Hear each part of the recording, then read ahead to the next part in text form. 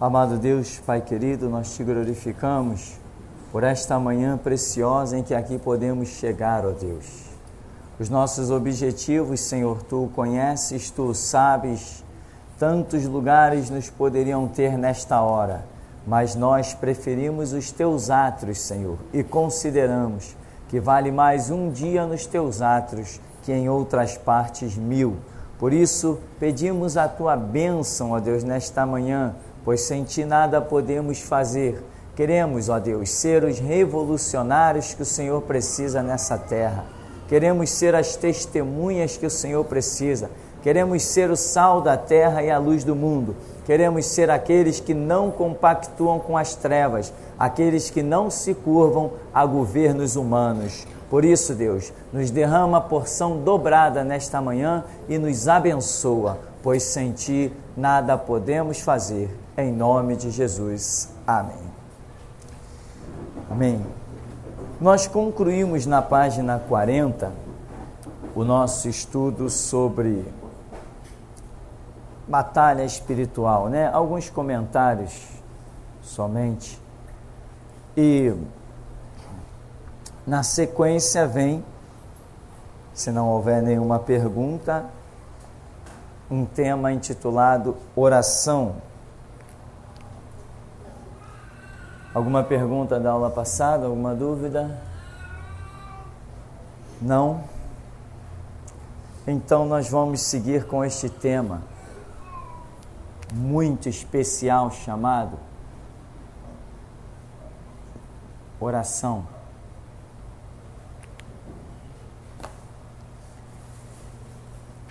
De início, nós vemos lá algumas passagens de Provérbios 15, 29, 8, 17.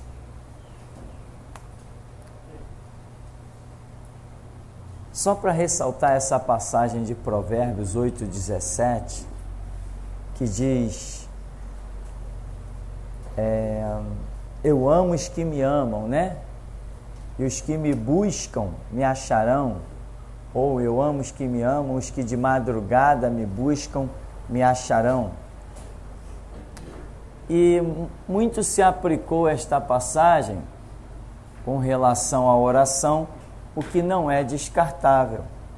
Buscar a Deus é um sentido generalizado, principalmente pela oração, mas aqui, quando nós vemos lá Salomão escrevendo, ele coloca como se fosse a sabedoria falando, a sabedoria dizendo, eu amo os que me amam, os que me buscam me acharão, e algumas passagens bíblicas dizem, os que de madrugada me buscam me acharão, porque a madrugada, o silêncio da madrugada é comprovadamente o melhor momento para se estudar, em que a sua mente consegue um alto potencial de concentração, e isso gera um aprendizado muito maior, em que nada mais te tira atenção, não tem buzina, não tem grito, não tem um monte de coisa, então a sua mente consegue repousar mais concentradamente sobre uma dada situação. Então, isso está intitulando a sabedoria, dizendo, eu amo os que me amam, e os que me buscam me acharão. Como sabedoria para nós é algo que procede de Deus, né? Como se costuma dizer, por inferência, né? Indiretamente, o buscar a sabedoria é também buscar a Deus, porque para nós não existe sabedoria sem Deus. Tiago diz, se alguém tem falta de sabedoria, peça a Deus, que a todos dá liberalmente, e não lance em rosto. Então nós entendemos Deus como sendo uma fonte de sabedoria. Então muitos têm aplicado esta passagem bíblica de Provérbios 8,17, eu amo os que me amam, os que me buscam me acharão, como uma busca direta a Deus. Mas direta, na verdade, literalmente, ela é a própria sabedoria. E você vê ali várias situações em que realmente... O que é a sabedoria? O que é a sabedoria, né? Saber, né? Aqui vem do saber. O saber é a busca do conhecimento. Quando você estuda, automaticamente você adquire conhecimento.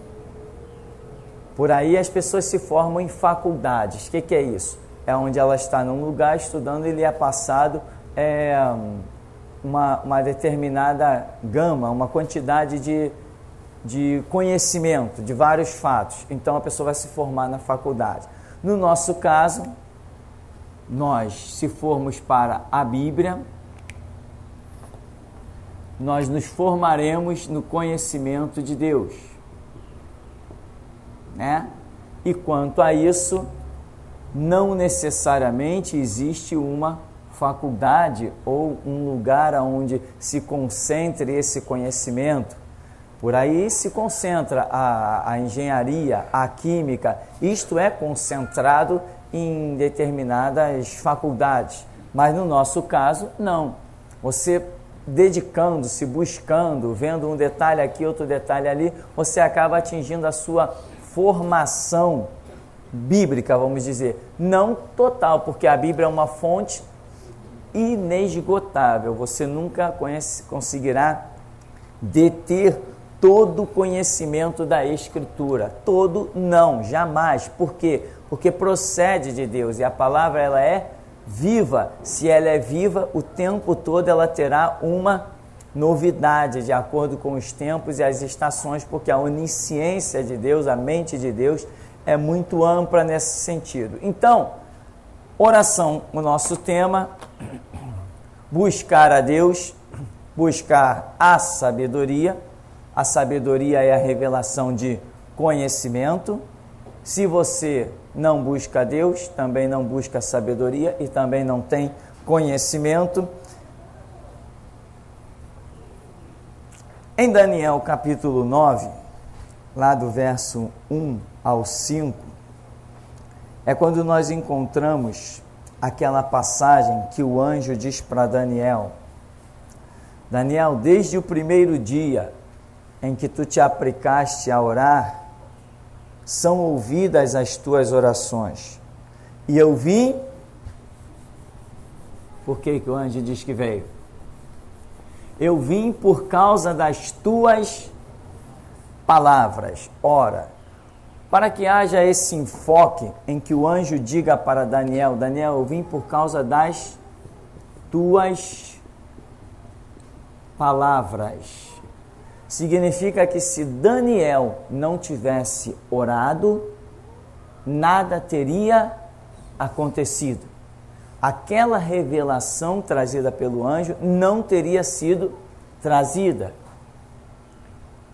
Então, como se costuma dizer, os céus aguardam a ordem da terra, ou a oração é a mola que move o braço de Deus.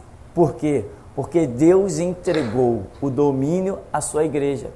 Deus entregou o seu mover, o próprio mover, aos seus servos. Se não se levantar restaurador, não tem restauração. Se não se levantar pregador, não tem evangelho. Se não se levantar quem tem a coragem para atravessar as fronteiras, não existe missionário.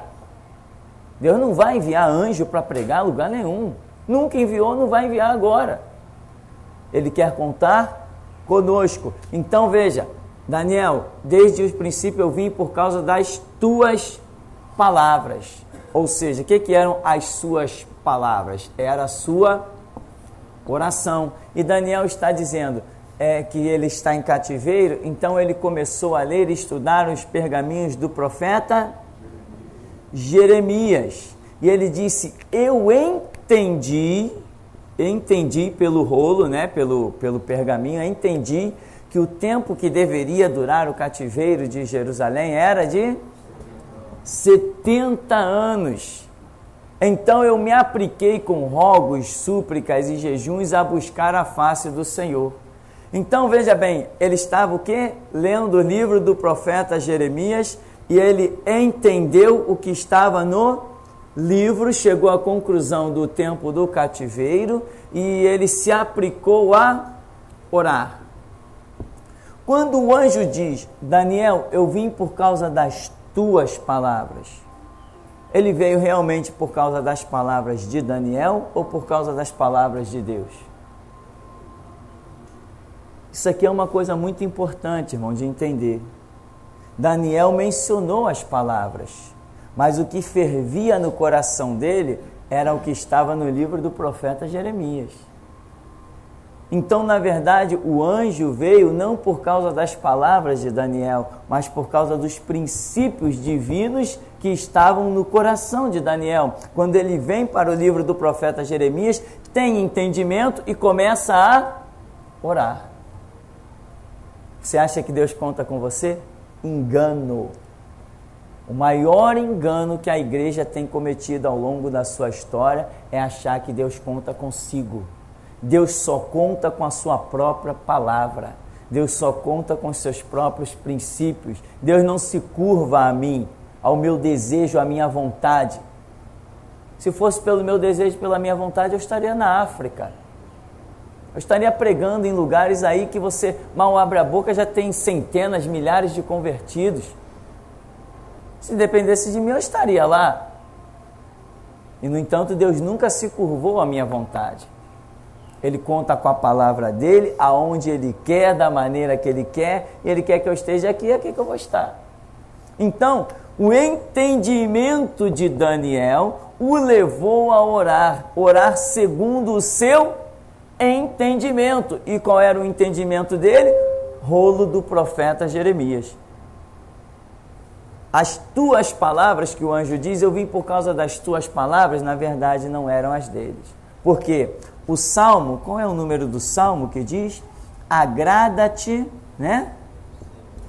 Onde é que está isso? Salmo.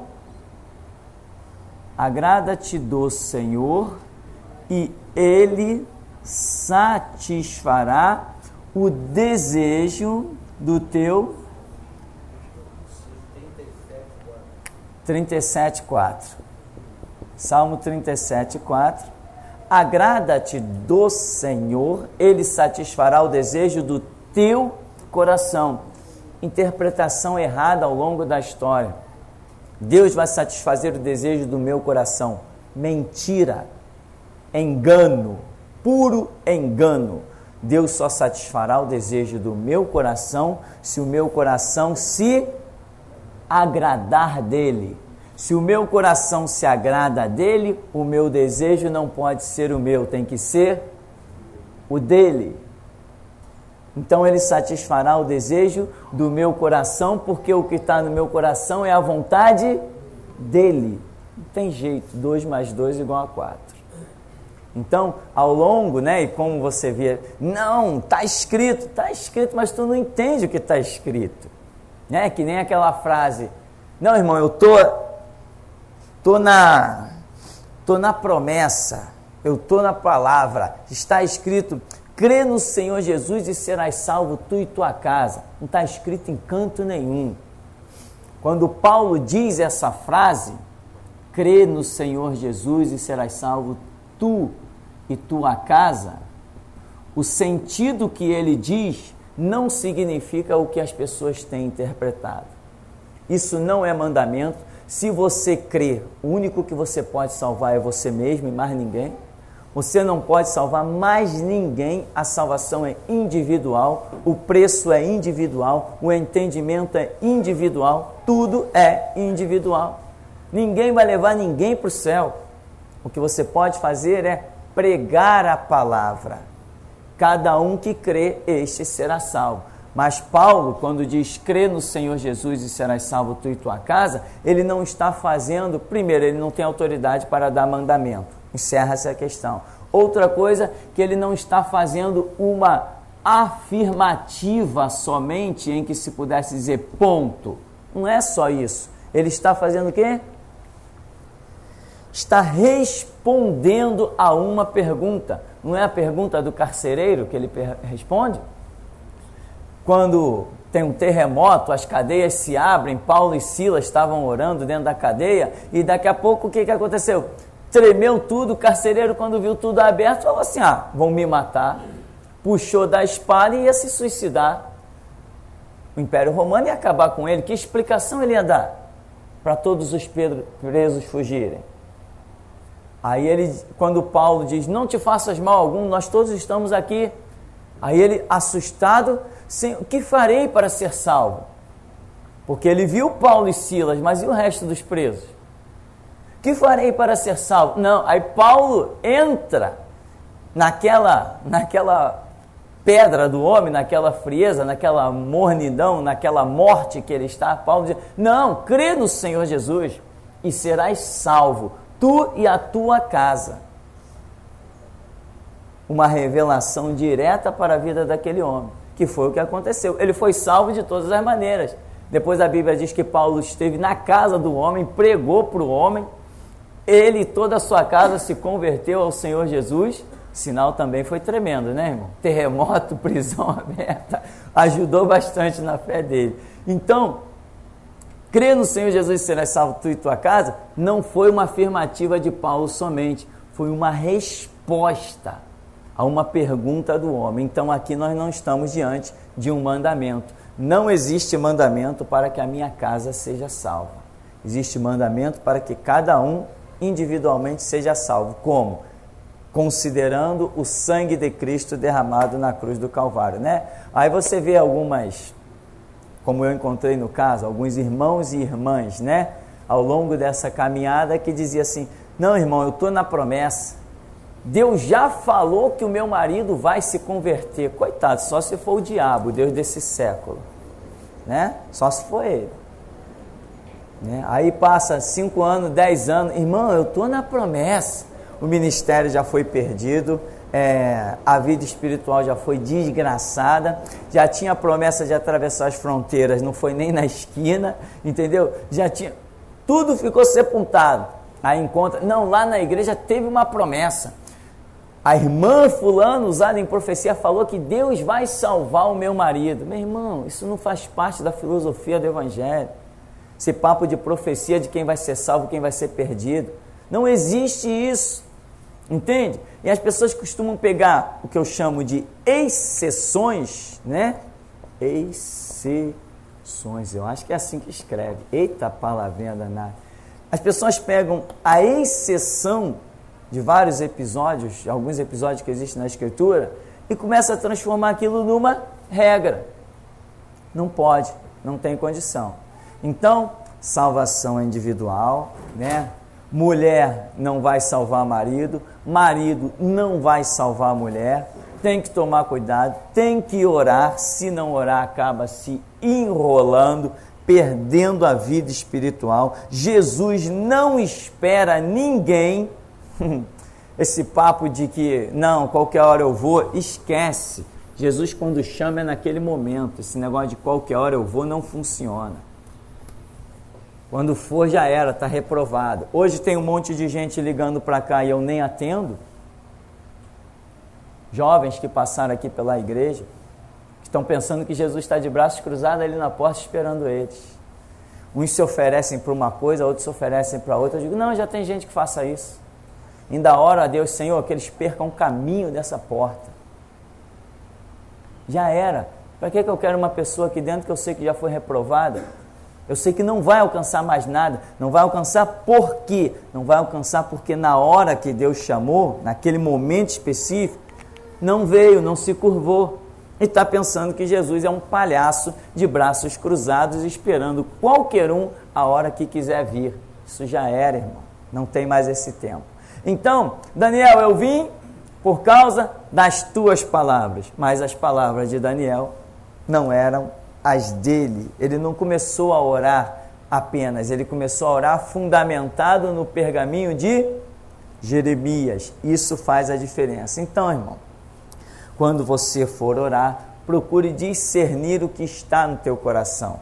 Se você apenas tem um princípio pessoal, pedindo coisas pessoais, o que é tempo perdido, porque a promessa já diz que as demais coisas serão acrescentadas. E quando Jesus falou das demais coisas, ele frisou as coisas pessoais, as coisas que você precisa no seu íntimo, o comer, o beber, o vestir, aquilo que é totalmente pessoal. Ele falou assim, as demais coisas, ele chamou isso de demais coisas, serão acrescentadas, mas buscai primeiro reino de Deus e sua justiça. Reino de Deus e sua justiça não é o que eu quero, é o que Deus quer, né? Então,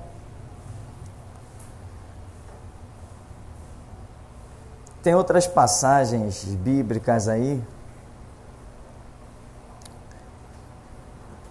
Depois vem Daniel 10, 12, vem Hebreus 4, 14 a 16, que diz, cheguemos, pois, com confiança ao trono da graça. Confiança. O que é confiança? Ausência de dúvida. Para que você tenha ausência de dúvida, você precisa ter conhecimento da questão. Você precisa ter um conhecimento real de Deus.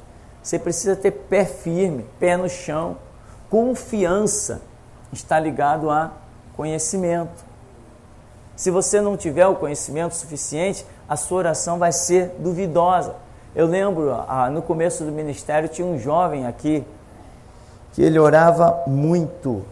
Ele orava muito. A vida dele era orar. De manhã, de tarde, de noite, ele vivia orando. Até que um dia foi revelado. Olha, tem uma pessoa aqui na igreja que ora muito. Ora, mas não crê que Deus ouve. E quando o rapaz levantou a mão, já sabíamos que ele orava muito, até já sabíamos, mas não sabíamos que ele não cria. E foi dito para ele, realmente, você ora, e Deus não te ouve mesmo. Por que não ouve? Porque você ora, mas tem dúvida se Deus ouviu. Entende? Como é que Deus vai te atender se você tem dúvida se Ele te ouviu? É como você lançar palavras ao vento, mas você não sabe o objetivo final delas. Orar por desencargo de consciência, orar para dizer que orou, essa não funciona. Você tem que orar quem é Deus para você. É algo real, que você vai à presença dEle, vai falar com Ele, convicção plena. Momento importante, íntimo, você diante de Deus. Deus está te ouvindo, vai julgar a tua causa, vai te direcionar, vai fazer o que tem que ser feito. Mas se você duvidar que Ele te ouviu, entrou a falta de confiança plena, saiu também total operação de Deus. Deus não ouve quem tem dúvida. Afinal de contas, nós temos que andar por fé. E o que é a fé? Não é confiança? Não é ausência de dúvida? Eu não posso dizer que tenho fé, mas não é bem assim. Opa, quando eu digo não é bem assim, então naquele momento eu já não creio, já não é uma fé plena. A fé é algo inabalável. A fé, você não tem dúvida, a interrogação ficou para trás. Então, Hebreus diz, cheguemos, pois, com confiança ao trono da graça, a fim de sermos ajudados em tempo oportuno. Aí você vai pedir ajuda a alguém que você tem dúvida de que vai te atender. Se fosse um relacionamento entre seres humanos, tudo bem, eu vou bater na porta de alguém, pode ser que esse alguém me atenda, pode ser que ele não me atenda. Mas se eu vou bater na porta de Deus, não, Ele vai me atender. Ele vai me atender. Não quer dizer que Ele vai me atender naquilo que eu espero.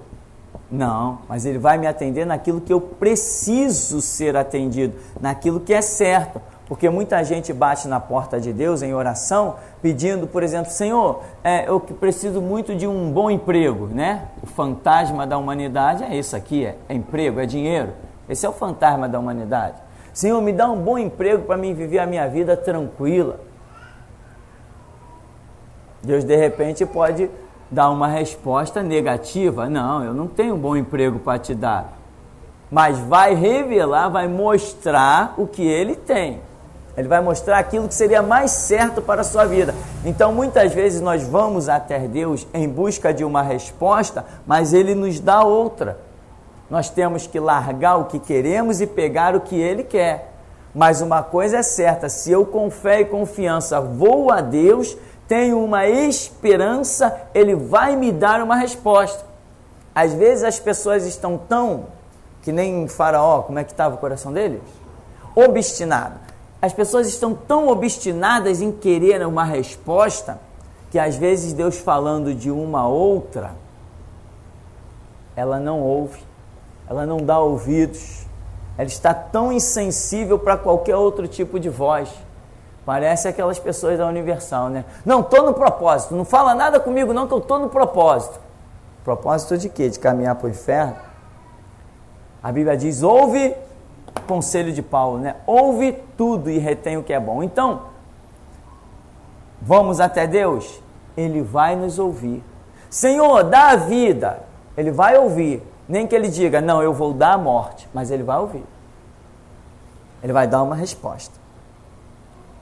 A resposta de Deus sempre é soberana, né? Mesmo que não entendamos, mesmo que nos custe dores, lágrimas e prantos, mas um dia nós vamos olhar para trás e dizer assim, verdadeiramente só o Senhor é Deus. Então, cheguemos, pois, com confiança, diz Provérbios. Aqui em Daniel capítulo 6, coloquei aí, Daniel capítulo 6, a partir do verso 5. O diabo, juntamente com seus escravos, estarão todo o tempo tentando impedir nossa comunhão com o Pai, pois sempre que oramos, alguma coisa acontece. O que sucedeu aí? Você lembra que quando Daniel está orando, o anjo que vem trazer a resposta, diz para ele o que? Daniel, desde o primeiro dia. E nós entendemos que Daniel ficou orando ali por por 21 dias. Até mesmo porque Daniel representa a igreja arrebatada. E 21 é o tempo do arrebatamento da igreja, o tempo que estamos, século 21. Então o anjo diz, Daniel, desde o primeiro dia, muita gente diz que Daniel jejuou 21 dias. Não jejuou, isto é mentira.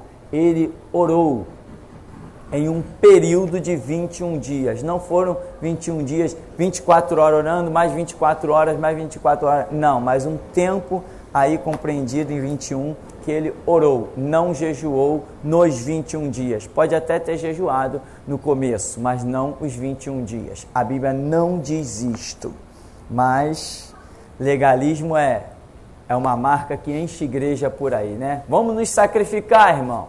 Vamos arrancar sangue da fronte, vamos martirizar-nos e Deus vai nos ouvir. Não, nada disso. Então, o anjo diz, Daniel, desde o primeiro dia, mas o anjo diz assim, só que veio ao meu encontro, né?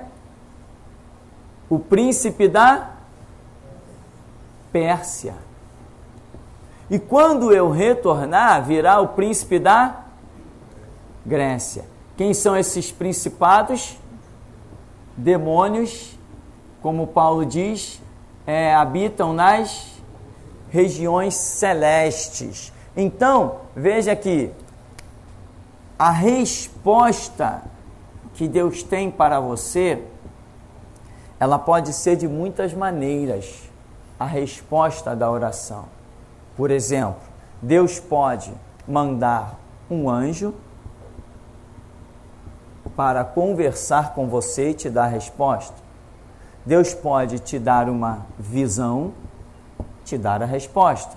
Deus pode te dar o chamado visão da noite, os sonhos, te dar uma resposta.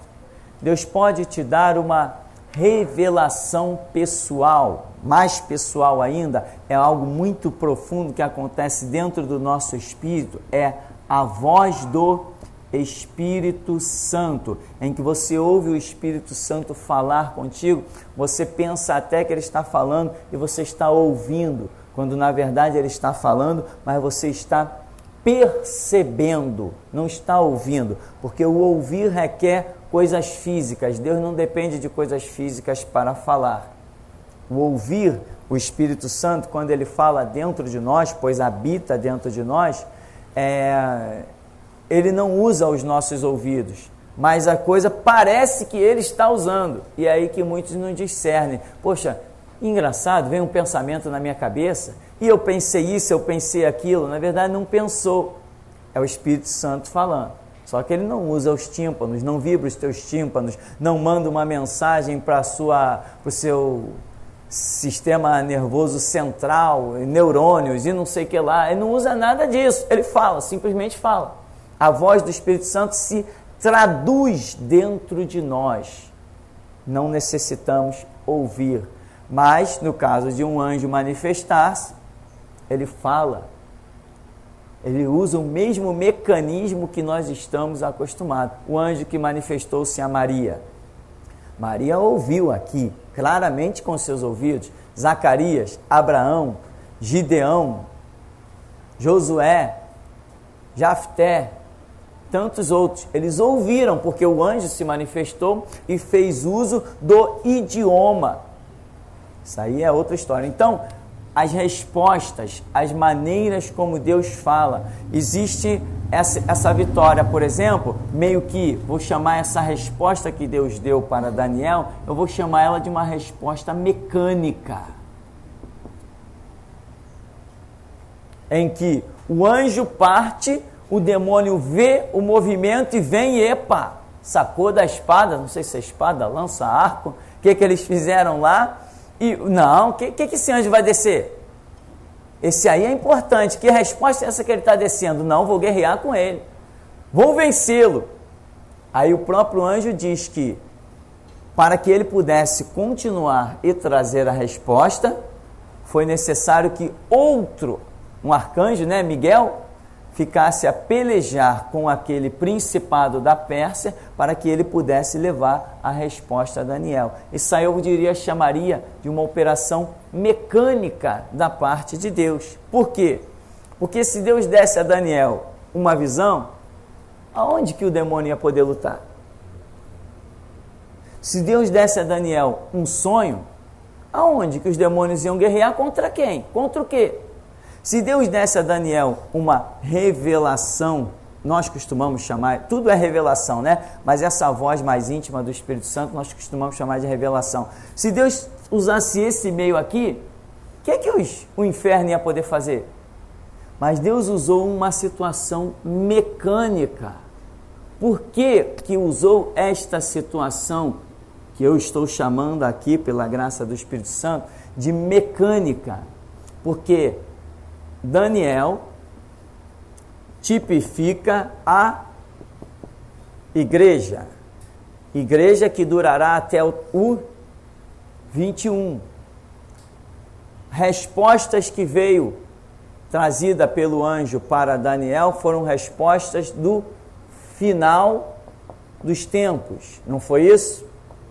Aqui está revelado uma batalha entre o anjo, não me lembro o nome dele, o anjo e o principado da Pérsia. Houve uma batalha na vinda do anjo. Depois ele disse que haveria uma outra batalha na ida. E aí a coisa é consumada quando Daniel está firme na oração até o 21. Isso aqui está tipificando a situação da igreja. É batalha constante para receber as revelações de Deus, andar na direção de Deus. É batalha constante depois para ir até a presença de Deus. Tem que lutar, tem que se empenhar. Mas o nosso contexto aqui é oração. Então, Muitas maneiras de resposta existem, não existe só isso aqui. Deus fala de infinitas maneiras, né? Mas aqui estamos vendo alguns pontozinhos, alguns detalhes pequeninos. Então, o diabo ele tenta impedir a comunhão, a oração. Eu conheci o caso de uma pessoa que determinou orar nas madrugadas e tinha chamado para isso. Uma coisa é a pessoa querer orar, outra coisa é a pessoa ser chamada para aquilo. Todos nós temos vontades de fazer a obra de Deus, mas Deus é quem nos dá o ministério, a palavra que vem do grego que significa serviço. Só Deus é quem nos dá serviço, pois ele diz: rogai ao Senhor da seara que envie trabalhadores para a sua seara. Nós rogamos, mas quem envia é Ele. Por isso que eu digo, consagrações, você hoje é bispo, você agora é presbítero, você agora é pastor, você agora é apóstolo, você agora é palhaço, você agora é hipócrita. Esses títulos todos são verdadeiro lixo, porque somente Deus pode recrutar alguém para a seara que pertence a Ele. Ele não deu autoridade a homem nenhum de enviar trabalhadores para a sua seara. Por isso Jesus disse: vocês roguem ao Pai que Ele envie trabalhadores para a sua seara. Então todos nós queremos fazer a obra de Deus, mas só Deus é que nos pode separar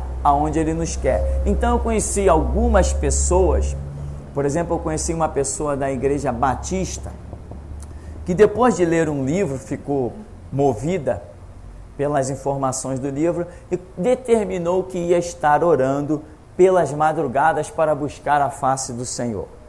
E ela começou. Primeiro dia, acordou, dobrou os seus joelhos. Quando ela começou a orar, caiu a panela na cozinha.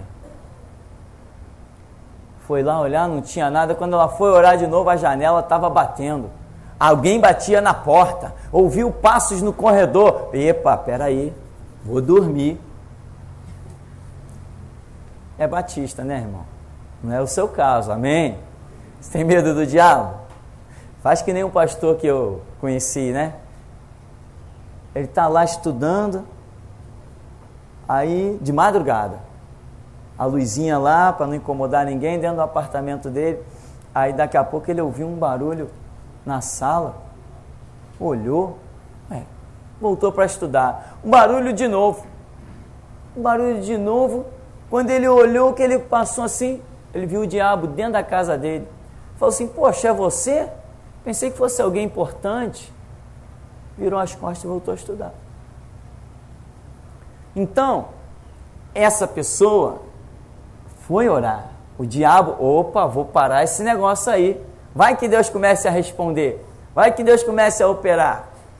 Eu conheci uma outra pessoa também que, quando ia orar, escutava em cima da laje do telhado.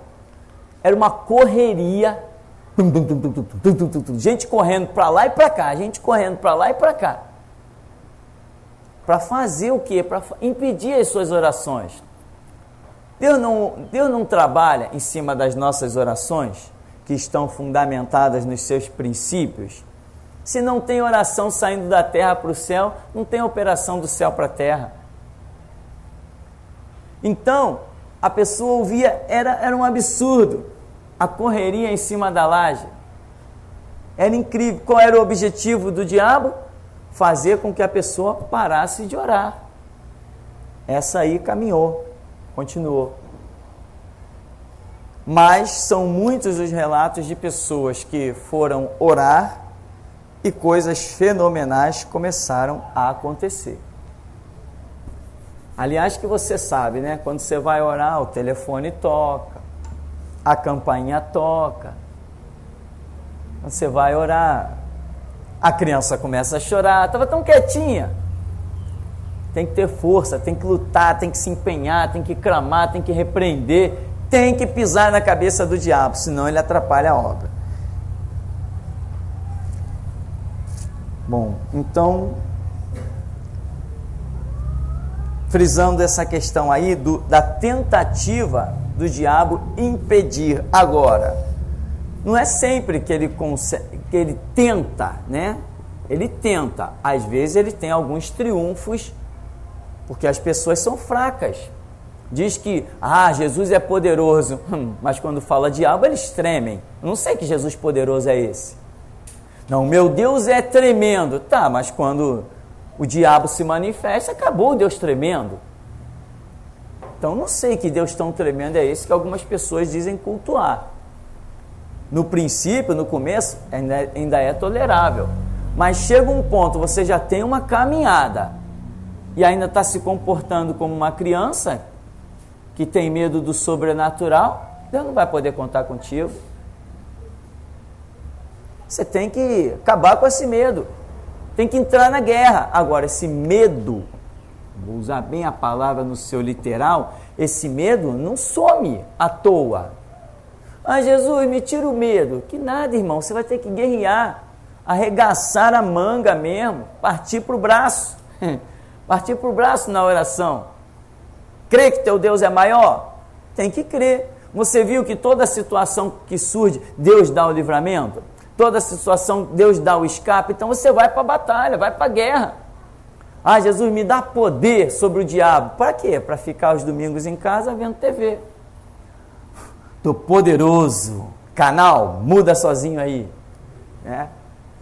Então não funciona. Tem que partir para o braço, né? Para o empenho, para o esforço, para que as coisas aconteçam. Então, o diabo ele tenta impedir, mas dependendo da situação, Deus permite a tentativa dele.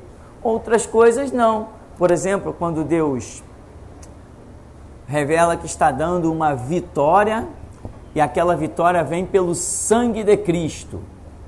Essa determinação, todas as vitórias são pelo sangue de Cristo. Se ele não tivesse morrido na cruz por nós, nada resolveria. Mas isso aqui já demonstra que Deus determinou operar na sua vida algo que nada nem ninguém jamais impedirá. Ele determinou fazer algo na sua vida e vai fazer, e acabou a história.